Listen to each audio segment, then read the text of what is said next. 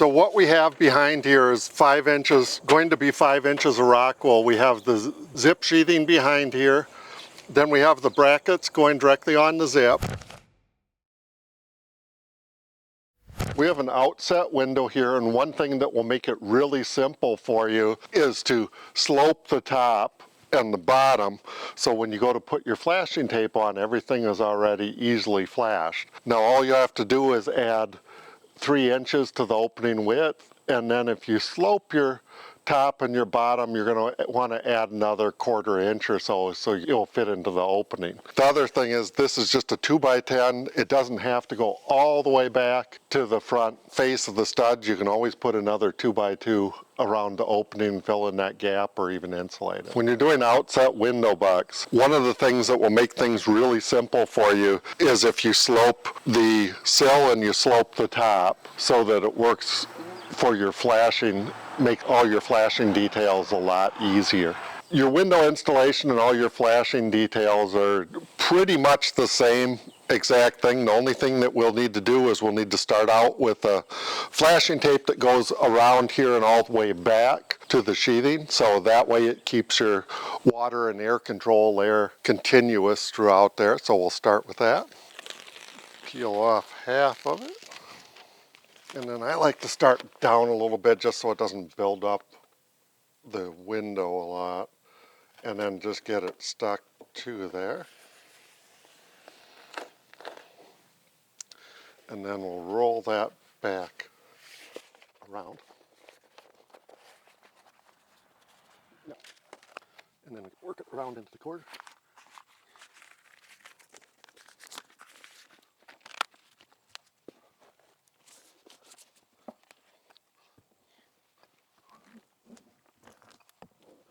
I like to cut it just right along this edge.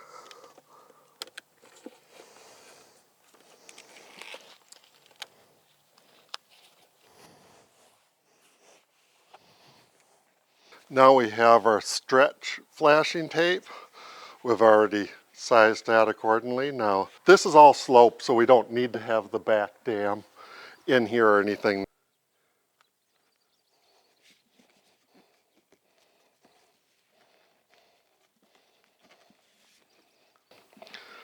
You can see this laps over the other flashing, and we'll just work this around. And you can see how it fits out nicely.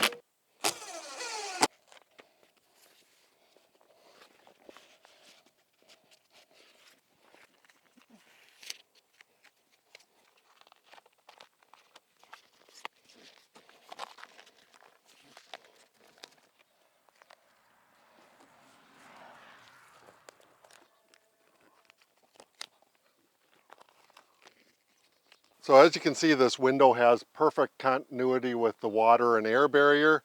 Comes all the way around, all the way up to the face of the window and meets up with the window. So you have, again, all the way around and underneath. Now remember, we sloped this, so this is actually all flashed, ready to drain this way. And also here, it prevents the water from coming underneath and going back. So we're all ready to go. For your outset window, you want this surface here on the outside of your buck to match up with the outside of the furring strip. So when you put your bracket on there and the furring strip, everything will be in perfect alignment. The brackets were placed right over the zip system. So the zip system is your flashing layer for all your windows and all your openings. It's your air barrier as well, so that's all taped and sealed. Now when it comes to the outside, after you put the brackets on, then you put the house wrap on. And one of the tricks with the house wrap is you have your brackets, you cut this in strips, 4 foot wide, and then this is nailed back to the framing so it blocks it off, so you don't have an open cavity all the way up.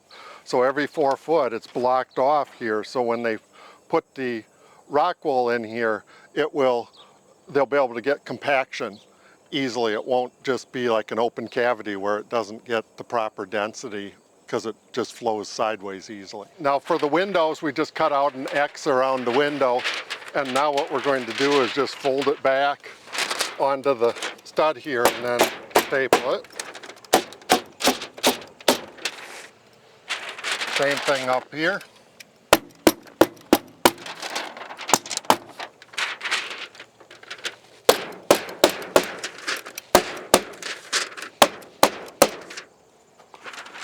And then underneath.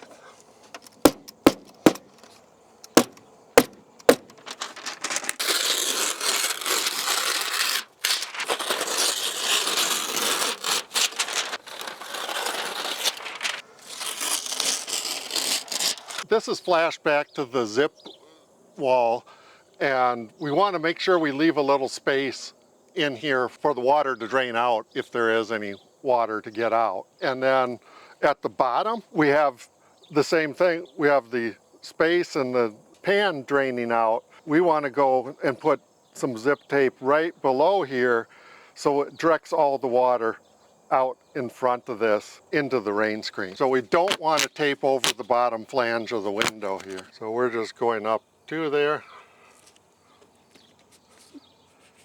And now you've got seamless water flow down the window. If it gets behind here, it's still directed back out. And then your drain pan is actually draining out here as well too. Now we still have ventilation on the side of the window here that goes up and into this cavity, as well as this side of the window. The only issue is this is open to the Rockwool back here, or the Rockwool will blow out of this space. So we're going to take some spray foam and block off that.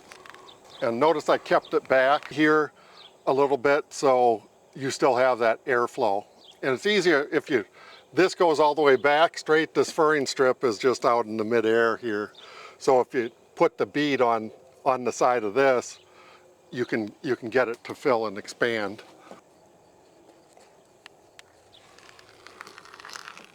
You do not want to seal this up here. That's where your water comes out and then drains out this way. When the Rockwool guy comes, he's probably going to cut a slot in here, and then he's going to run his hose that way and work his way back and fill in that 4 foot high cavity, because this is all open all the way behind here. Remember, the Tyvek goes back to the wall here, so he has to fill this section and this section. Now we did this exterior insulation on the outside, so we have exterior continuous insulation. We have about an R18 or so for exterior continuous insulation, but you can also do a framed wall on the inside, and in place of a double stud wall construction, you have the brackets up against the framing, and then you put furring strips on. Now you call for your electrician. Your electrician can run the wires behind, doesn't have to cut, and you can run them up as well. So this would be replaced with a smart vapor barrier instead of the Tyvek.